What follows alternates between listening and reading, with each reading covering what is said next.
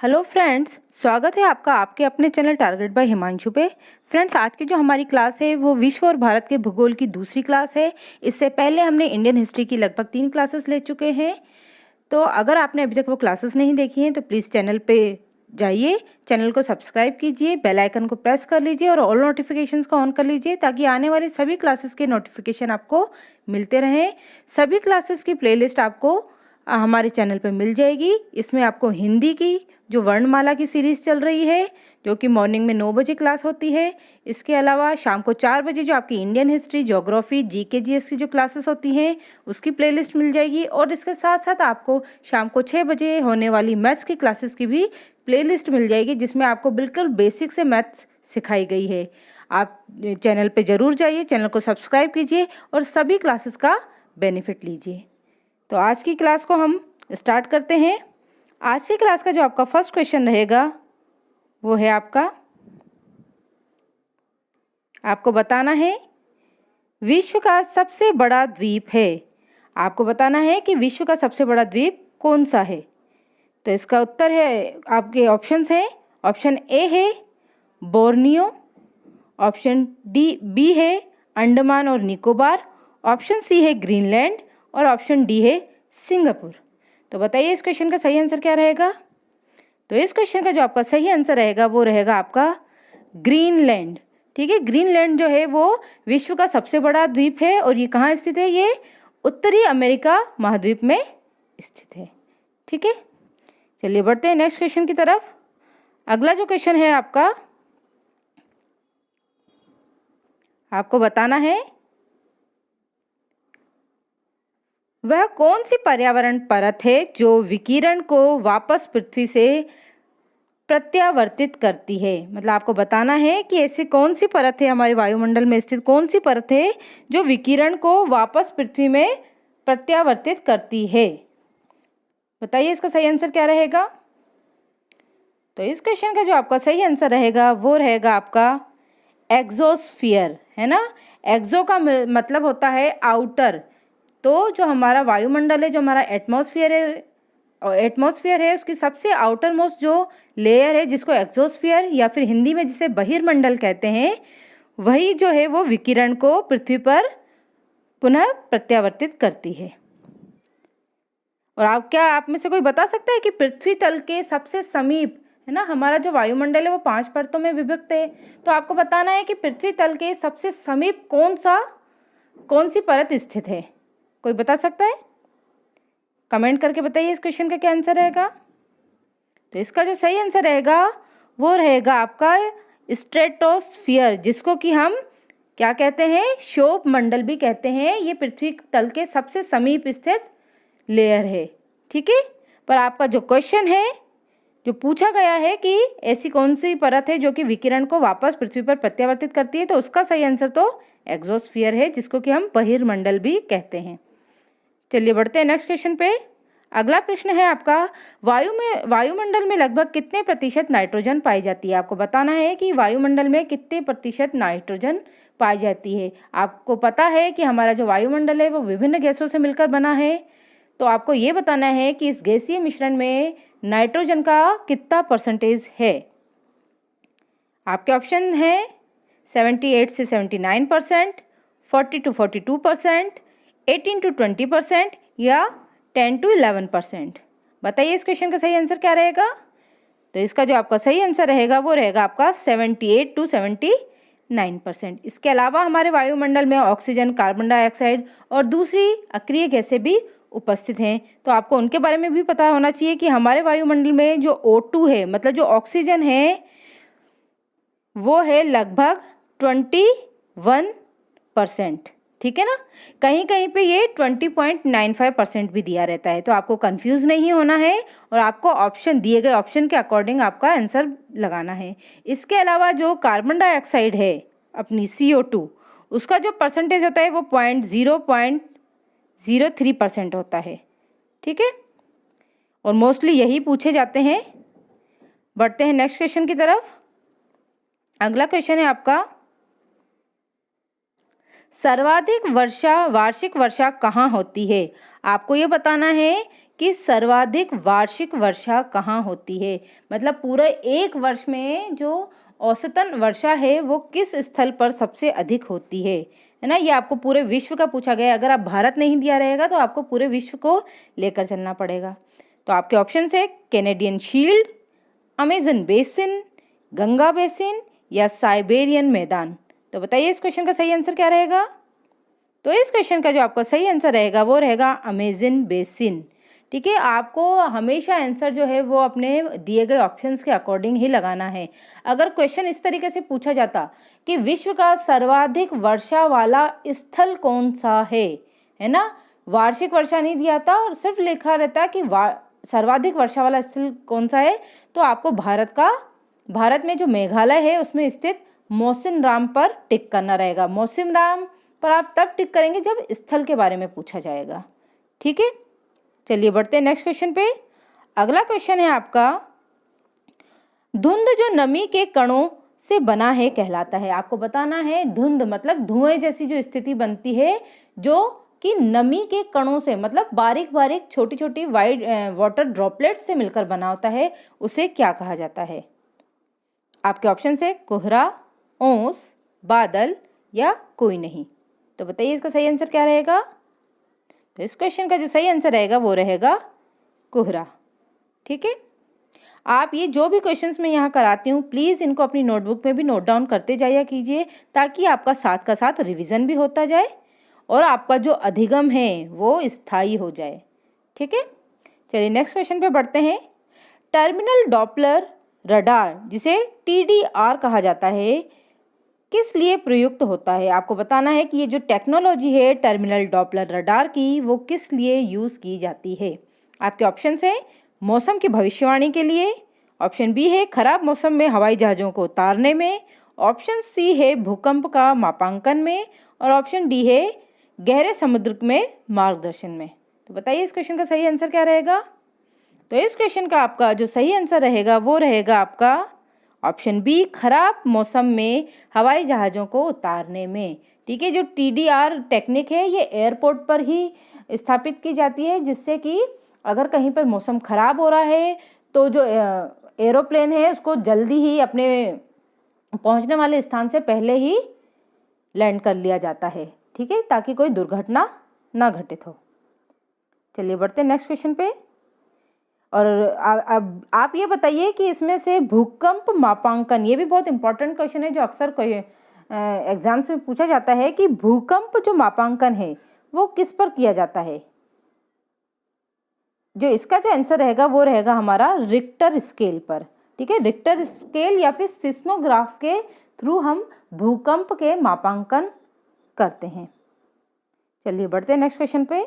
अगला क्वेश्चन है आपका, निम्बस किस मेघ को दर्शाता है। मतलब आपको बताना है कि निम्बस जो शब्द है वो कौन से बादलों के लिए यूज किया जाता है।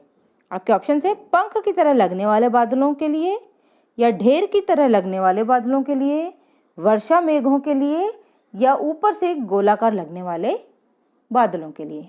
तो बताइए इस क्वेश्चन का सही आंसर क्या रहेगा। इसका जो सही आंसर रहेगा वो रहेगा आपका वर्षा मेघों के लिए निम्बस शब्द का यूज किया जाता है। नेक्स्ट क्वेश्चन है आपका, तेज हवाओं द्वारा किस प्रकार की मिट्टी उड़ाकर लाई जाती है और जमा हो जाती है। तो आपको बताना है कि ऐसी कौन सी मिट्टी है जो तेज हवाओं के कारण उड़कर किसी दूसरे स्थान पर इकट्ठी हो जाती है। आपके ऑप्शंस हैं पीली मिट्टी, लाल मिट्टी, काली मिट्टी या बलुई मिट्टी। ठीक है, तो बताइए इसका सही आंसर क्या रहेगा।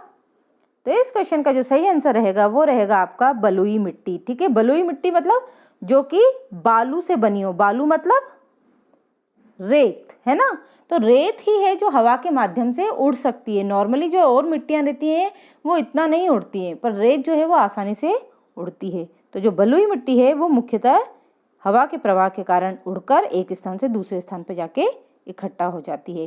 ठीक है, और बलुई मिट्टी मोस्टली कहाँ पाई जाएगी, अपने राजस्थान वाले एरिया में। भारत में जो है वो राजस्थान वाले एरिया में पाई जाती है। नेक्स्ट आता है आपका क्वेश्चन, टेरा रोसा शब्द का तात्पर्य क्या है। आपको बताना है टेरा रोसा शब्द का क्या मतलब होता है। आपके ऑप्शन है पीली मिट्टी से, लाल मिट्टी से, एक द्वीप से या उपर्युक्त में से कोई नहीं। तो बताइए इस क्वेश्चन का सही आंसर क्या रहेगा। तो इसका जो सही आंसर रहेगा वो रहेगा आपका लाल मिट्टी। ठीक है, ये जो लाल मिट्टी है मतलब भूमध्य सागरीय जलवायु में जो चूना पत्थर होता है ना, भूमध्य सागरीय इलाकों में जो चूना पत्थर होता है उस पर जमा होने एक लाल रंग की जो है वो परत, मिट्टी की परत जमा हो जाती है, जिसको कि टेरा रोसा कहा जाता है। अब इस ऐसी स्थिति में जब ये लाल रंग की मिट्टी जो है वो उन चूने के चट्टानों पर जब जमा हो जाती है तो एकदम क्या होती है, चूने की चट्टानें बिल्कुल ढक जाती हैं और पूरा जो उसका एरिया है वो एकदम लाल रंग का दिखाई देता है। ठीक है, तो ये एक ऐसा ना वर्ड है, टेरा रोसा का जो शाब्दिक अर्थ होता है वो होता है लाल पृथ्वी। ठीक है, तो जब ये लाल मिट्टी जो है वो चूने की चट्टानों पर जमा हो जाती है तो एकदम लाल रंग का हो जाता है, इसलिए इसको टेरा रोसा शब्द दिया गया। चलिए बढ़ते हैं नेक्स्ट क्वेश्चन पे। किस देश में यूरेनियम का सर्वाधिक भंडार है। आपको बताना है कि विश्व में सबसे ज़्यादा यूरेनियम कौन से जगह पर पाया जाता है। आपके ऑप्शन है अमेरिका, ऑस्ट्रेलिया, कनाडा और रूस। तो बताइए इस क्वेश्चन का सही आंसर क्या रहेगा। तो इसका जो सही आंसर रहेगा वो रहेगा आपका ऑस्ट्रेलिया। ठीक है, नेक्स्ट क्वेश्चन पे चलते हैं। अगला प्रश्न है आपका, कौन सा देश सर्वाधिक मरकरी का उत्पादन करता है। आपको बताना है कि ऐसा कौन सा देश है जो सर्वाधिक मरकरी का उत्पादन करता है। आपके ऑप्शन है मैक्सिको, कनाडा, इटली या जर्मनी। तो बताइए इस क्वेश्चन का सही आंसर क्या रहेगा। इस क्वेश्चन का जो सही आंसर रहेगा वो रहेगा आपका मैक्सिको। ठीक है, मैक्सिको से मरकरी, म से आप इसको आसानी से याद रख सकते हैं। ये कुछ ट्रिक्स हैं जिनके माध्यम से आप चीज़ों को बड़ी आसानी से याद कर सकते हैं। ठीक है, बढ़ते हैं नेक्स्ट क्वेश्चन पे। और अभी तक जिन्होंने वीडियो को लाइक नहीं किया है वो प्लीज़ वीडियो को लाइक कर दीजिए। अगला क्वेश्चन है आपका, निम्न में से कौन सा एक उर्वरक खनिज नहीं है। है ना, यहाँ पे कुछ नाम दिए गए हैं, उसमें से आपको बताना है कि एक कौन सा है जो उर्वरक खनिज नहीं है। मतलब जो उर्वरक आप जानते हैं ना, खाद में यूज नहीं होता है। आपके ऑप्शन है, ऑप्शन ए है नाइट्रेट, ऑप्शन बी है फॉस्फेट, ऑप्शन सी है टंगस्टन और ऑप्शन डी है पोटाश। तो बताइए इसका सही आंसर क्या होगा।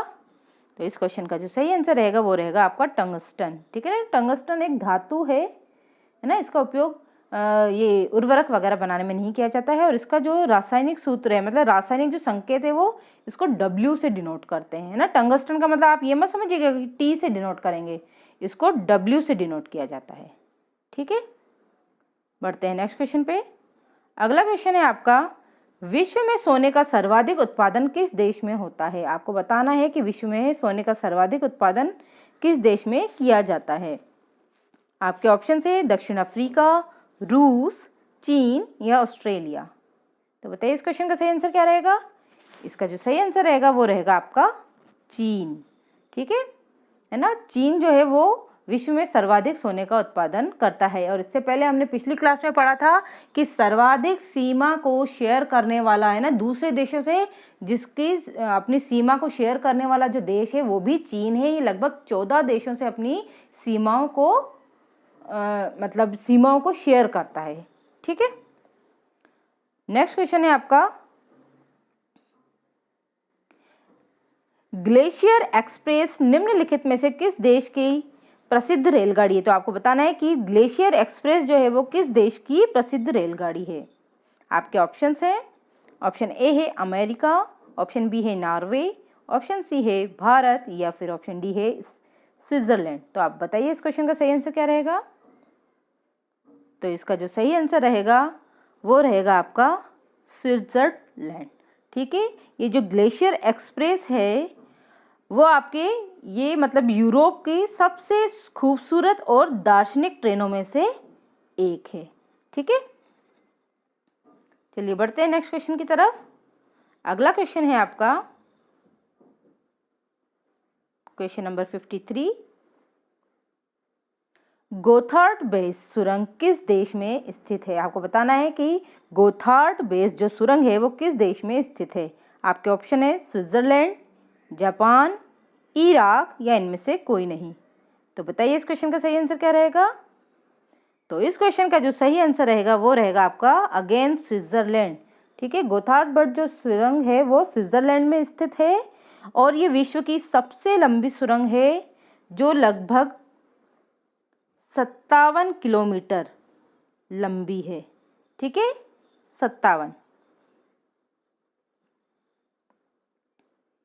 ये लगभग आपके 57 किलोमीटर लंबी है और इसको बनाने में 17 साल का टाइम लगा। ठीक है ना, ये किलोमीटर। ठीक है, चलिए बढ़ते हैं नेक्स्ट क्वेश्चन की तरफ। अगला क्वेश्चन है आपका, विश्व की सबसे तेज चलने वाली ट्रेन कौन सी है? आपको बताना है कि विश्व की सबसे तेज चलने वाली ट्रेन कौन सी है।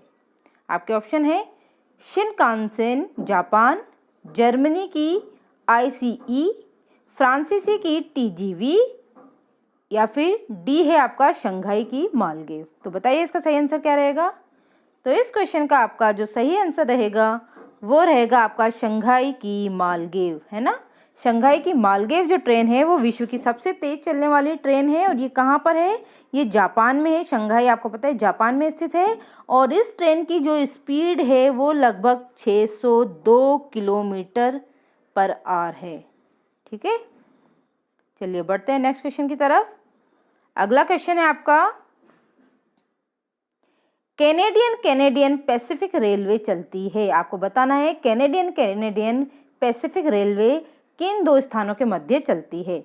आपके ऑप्शन है डुलुथ और मॉन्ट्रियल के मध्य, या सस्कटून और क्यूबेक के मध्य, या फिर सियाटल या विनिपेग के मध्य, या फिर वैंकूवर से हैलिफैक्स के मध्य। तो बताइए इस क्वेश्चन का सही आंसर क्या रहेगा। तो इस क्वेश्चन का आपका जो सही आंसर रहेगा वो रहेगा आपका ऑप्शन नंबर डी, वैंकूवर से हैलिफैक्स के मध्य। कैनेडियन पैसिफिक जो रेलवे है, कैनेडियन जो पैसिफिक रेलवे है वो कनाडा में इसका मुख्यालय स्थित है। ठीक है ना, इसका जो मुख्यालय है वो कनाडा में स्थित है और इसकी जो स्थापना है वो 16 फरवरी 1881 में हुई थी। ठीक है, चलिए बढ़ते हैं नेक्स्ट क्वेश्चन की तरफ। अगला क्वेश्चन है आपका, संयुक्त राज्य संघ की सरकारी भाषाएं हैं। आपको बताना है कि अपना संयुक्त राज्य संघ जो है उसकी भाषाएं कौन कौन सी हैं। आपके ऑप्शन है अंग्रेजी, फ्रेंच, चीनी, रूसी, अरबी और स्पेनिश। ऑप्शन बी है अंग्रेजी और फ्रेंच, ऑप्शन सी है अंग्रेजी, चीनी, फ्रेंच और रूसी, और ऑप्शन डी है अंग्रेजी, हिंदी, चीनी और रूसी। तो बताइए इस क्वेश्चन का सही आंसर क्या रहेगा। तो इसका जो सही आंसर रहेगा वो रहेगा आपका ऑप्शन ए, अंग्रेजी, फ्रेंच, चीनी, रूसी, अरबी और स्पेनिश जो है वो संयुक्त राष्ट्र संघ की सरकारी भाषाएं हैं। नेक्स्ट क्वेश्चन है आपका, विश्व में बोले जाने वाली विभिन्न भाषाओं में हिंदी भाषा को बोलने वालों का स्थान कौन सा है। आपको बताना है कि विश्व में हिंदी भाषा बोलने वाले लोगों का स्थान कौन सा है, मतलब हिंदी कौन से नंबर पर आती है बोलने की दृष्टि से। आपके ऑप्शन है, ऑप्शन ए है दूसरे नंबर पे, ऑप्शन बी है चौथे नंबर पे, ऑप्शन सी है 5वें पर और ऑप्शन डी है 10वें पर। तो बताइए इस क्वेश्चन का सही आंसर क्या रहेगा। तो इसका जो सही आंसर रहेगा वो रहेगा आपका ऑप्शन बी, चौथे स्थान पर। ठीक है, पूरे विश्व में लगभग 55 करोड़ लोग जो हैं वो हिंदी भाषा को बोलते हैं। ठीक है, और हमारे भारत में लगभग 45 करोड़ लोग जो हैं वो इस भाषा को बोलते और जानते हैं। नेक्स्ट क्वेश्चन है आपका, सिल्क का सर्वाधिक उत्पादक देश है। आपको बताना है कि ऐसा कौन सा देश है जहाँ पर सिल्क का उत्पादन सबसे ज़्यादा होता है। आपके ऑप्शन है भारत, जापान, चीन या ब्राज़ील।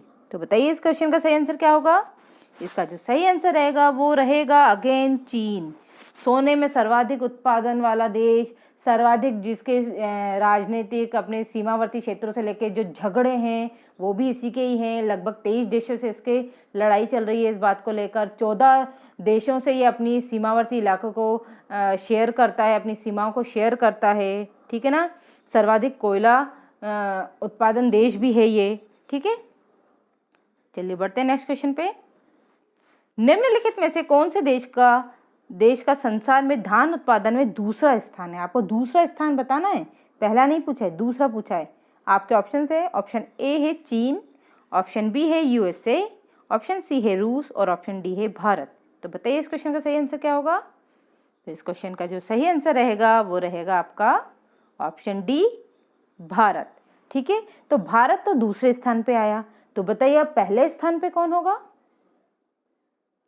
बिल्कुल सही है, अगर आप जो सोच रहे हैं वो बिल्कुल सही है, चीन। चीन जो है वो पहले स्थान पर रहेगा। ठीक है, और भारत में, अच्छा आप बताइए कि भारत में सर्वाधिक चावल का उत्पादन कहाँ होता है? कमेंट करके बताइए कि भारत में सर्वाधिक चावल का उत्पादन कहाँ होता है। तो भारत में जो सर्वाधिक चावल का उत्पादन होता है वो होता है अपना पश्चिम बंगाल में। ठीक है, चलिए बढ़ते हैं नेक्स्ट क्वेश्चन की तरफ। देखिए चीन कितना आगे है हर चीज में। आपको बताना है क्वेश्चन नंबर 60 का आंसर। जहां ऋतुओं के अनुसार पेड़ों की पत्तियां झड़ जाती हैं उन्हें कहते हैं। ठीक है, ऐसे पेड़ जिनकी ऋतुओं के अनुसार पत्तियां झड़ती हैं उन्हें क्या कहा जाता है? आपके ऑप्शन हैं सदाबहार वन, शंकुधारी वन, पर्णपाती वन या उपयुक्त में से कोई नहीं। तो बताइए इस क्वेश्चन का सही आंसर क्या रहेगा? तो इसका जो सही आंसर रहेगा वो रहेगा आपका पर्णपाती वन। सदाबहार का तो मतलब ही यही है कि जो 12 महीने सदाबहार रहते हो। ठीक है ना, तो इसका आंसर जो हो जाएगा आपका पर्णपाती वन हो जाएगा। नेक्स्ट क्वेश्चन है आपका, कौन सा जीवित पक्षी विश्व का सबसे छोटा अंडा देता है? आपको बताना है कि ऐसा कौन सा पक्षी है जो विश्व में सबसे छोटा अंडा देता है। आपके ऑप्शन है हॉर्नबिल, बी हम्बिंग बर्ड, सी गल और डी कठफोड़वा। तो बताइए इस क्वेश्चन का सही आंसर क्या रहेगा? इसका जो सही आंसर रहेगा वो रहेगा गल। ठीक है ना, हम्बिंग बर्ड जो है वो सबसे छोटा पक्षी है, पर इसका जो सही आंसर रहेगा वो रहेगा आपका गल। अच्छा बताइए कि सबसे बड़ा अंडा कौन से पक्षी का होता है? कोई बता सकता है? अगर आपको पता है तो कमेंट कीजिए। तो जो सबसे बड़ा अंडा है वो शुतुरमुर्ग का होता है। ठीक है ना, और शुतुरमुर्ग ही एक ऐसा पक्षी है जो उड़ नहीं सकता है। चलिए बढ़ते हैं नेक्स्ट क्वेश्चन की तरफ।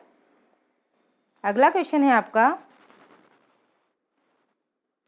निम्न में से कौन सी नदी विषुवत रेखा को 2 बार पार करती है? आपको बताना है ऐसी कौन सी नदी है जो विषुवत मतलब भूमध्य रेखा को 2 बार काटती है।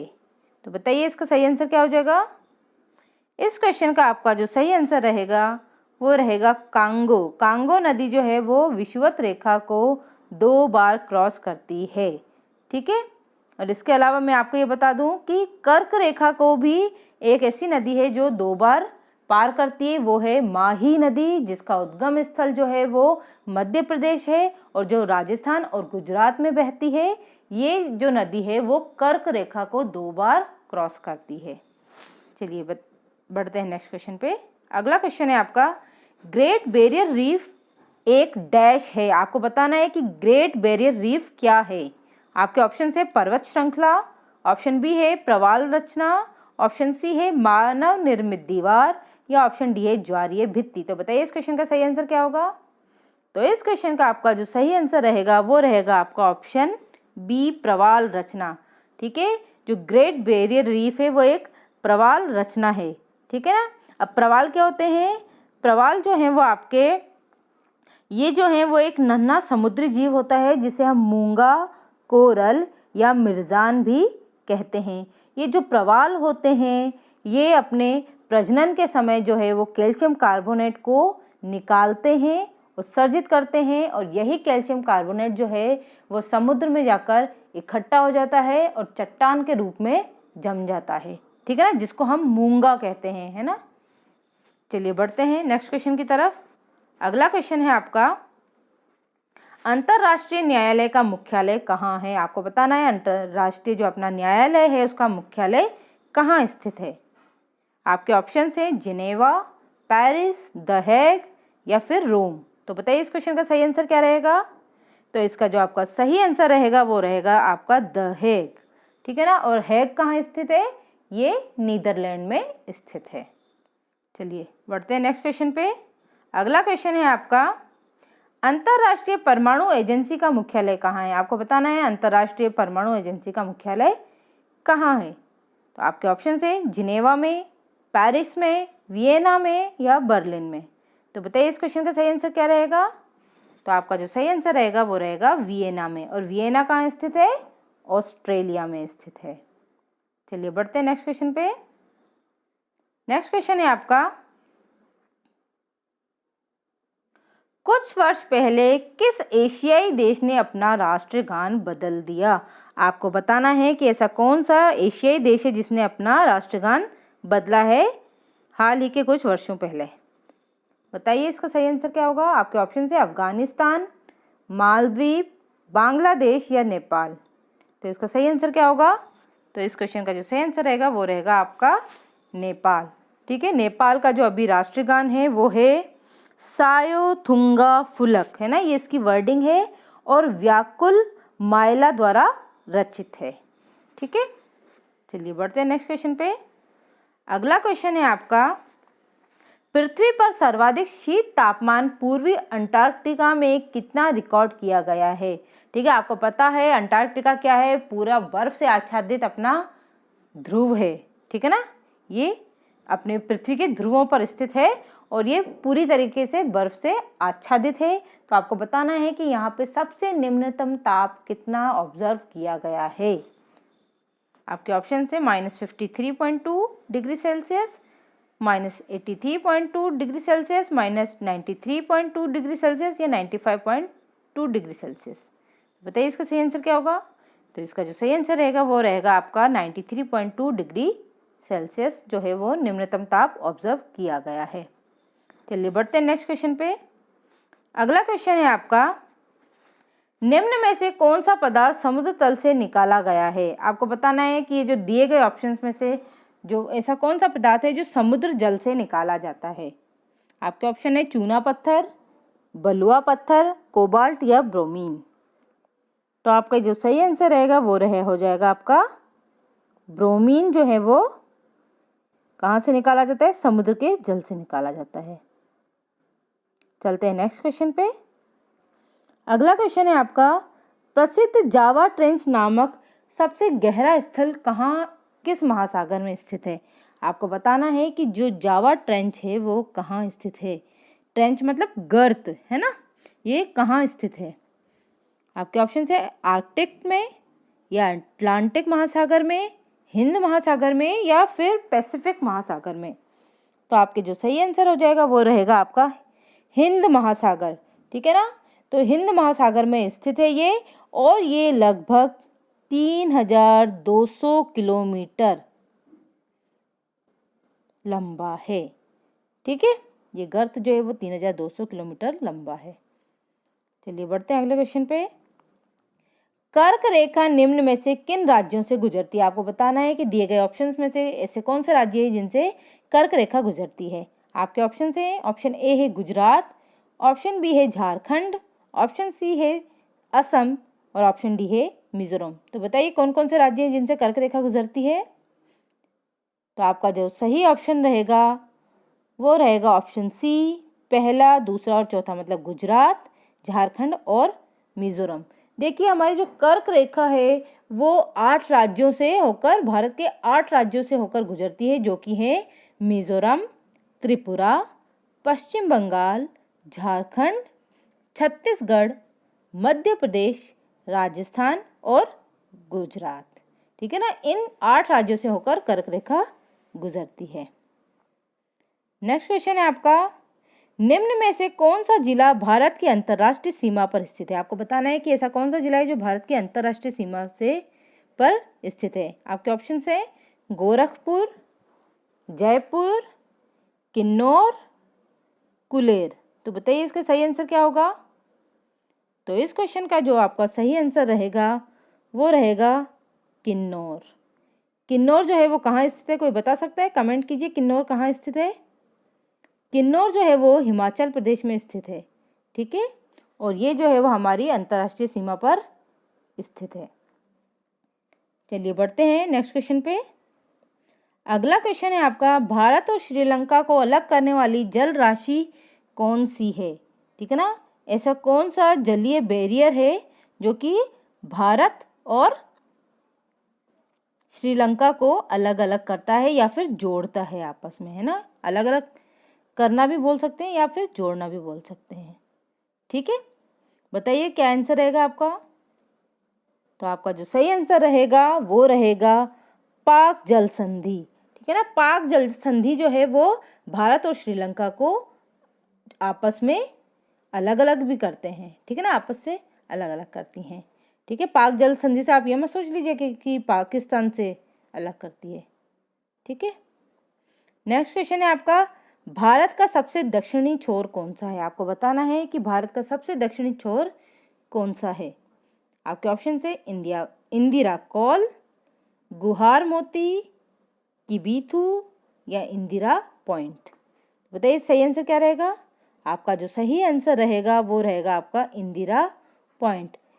ठीक है, और इंदिरा कौल क्या है, इंदिरा कौल जो है वो सबसे उत्तरी पॉइंट है भारत का।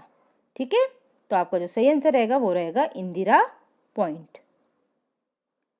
नेक्स्ट है आपका, प्रायद्वीपीय भारत का दक्षिणी छोर कन्याकुमारी स्थित है। आपको बताना है प्रायद्वीपीय भारत का जो सबसे दक्षिणी छोर कन्याकुमारी है वो कहाँ स्थित है। तो आपका जो आपके ऑप्शंस हैं, कर्क रेखा के उत्तर में, भूमध्य रेखा के दक्षिण में, मकर रेखा के दक्षिण में या भूमध्य रेखा के उत्तर में। तो बताइए इसका सही आंसर क्या रहेगा। तो इस क्वेश्चन का आपका जो सही आंसर रहेगा वो रहेगा आपका ऑप्शन डी, भूमध्य रेखा के उत्तर में। देखिए आप जानते हैं कि हमारी पृथ्वी की जो बिल्कुल बीच से काटती है जो रेखा उसको भूमध्य रेखा कहते हैं, और जो सबसे दक्षिणतम बिंदु है ना, जो सबसे, एक मिनट, ये अपनी पृथ्वी हो गई और ये भूमध्य रेखा हो गई।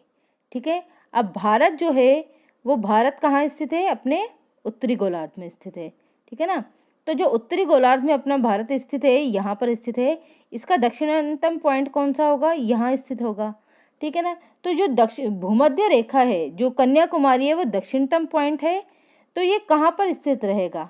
देखिए ये भूमध्य रेखा से उत्तर की तरफ जा रहे हैं, उत्तर की तरफ, है ना, तो ये क्या आ जाएगा, इसका भूमध्य रेखा के उत्तर में स्थित है। क्या स्थित है, दक्षिणी छोर, भारत का जो सबसे दक्षिणतम छोर है वो। चलिए बढ़ते हैं अगले क्वेश्चन पे। अगला क्वेश्चन है आपका,